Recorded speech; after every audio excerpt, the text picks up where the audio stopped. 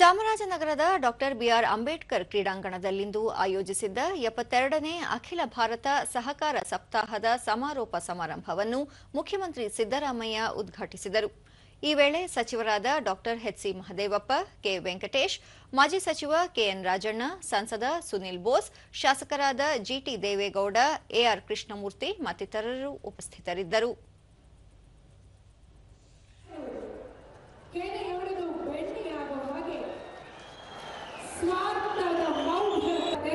ಅಖಿಲ ಭಾರತ ಸಹಕಾರ ಸಪ್ತಾಹದ ಸಮಾರೋಪ ಸಮಾರಂಭವನ್ನು ಬಳಿಕ ಮುಖ್ಯಮಂತ್ರಿ ಸಿದ್ದರಾಮಯ್ಯ ಸಹಕಾರ ಸಂಘಗಳ ನೇಮಕಾತಿಯಲ್ಲಿ ಸಹಕಾರ ಡಿಪ್ಲೊಮೊ ಮತ್ತು ಪದವಿ ಪಡೆದವರಿಗೆ ಆದ್ಯತೆ ನೀಡಲಾಗುವುದು. ಶಾಲಾ ಕಾಲೇಜುಗಳ ಪಠ್ಯಕ್ರಮದಲ್ಲಿ ಸಹಕಾರಿ ತತ್ವದ ಮಹತ್ವವನ್ನು ಅಳವಡಿಸಲಾಗುವುದು ಎಂದು ಹೇಳಿದರು.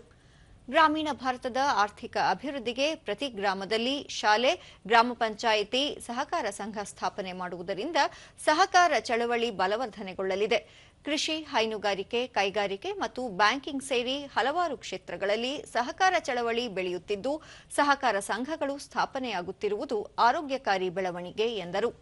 ಹೈನುಗಾರಿಕೆಗೆ ರಾಜ್ಯ ಸರ್ಕಾರ ಹೆಚ್ಚಿನ ಒತ್ತು ನೀಡುತ್ತಿದ್ದು, ಹಾಲು ಉತ್ಪಾದಕರ ಅನುಕೂಲಕ್ಕಾಗಿ ಲೀಟರ್ಗೆ ₹5ಯಂತೆ ದಿನಕ್ಕೆ 5 ಕೋಟಿ ರೂಪಾಯಿ ಸಹಾಯಧನವನ್ನು ನೀಡಲಾಗುತ್ತಿದೆ ಎಂದರು.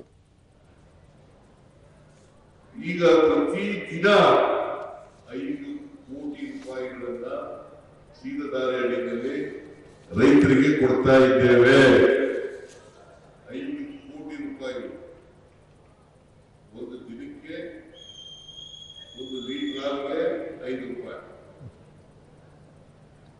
ಇದರಿಂದ ಪ್ರತಿ ದಿನ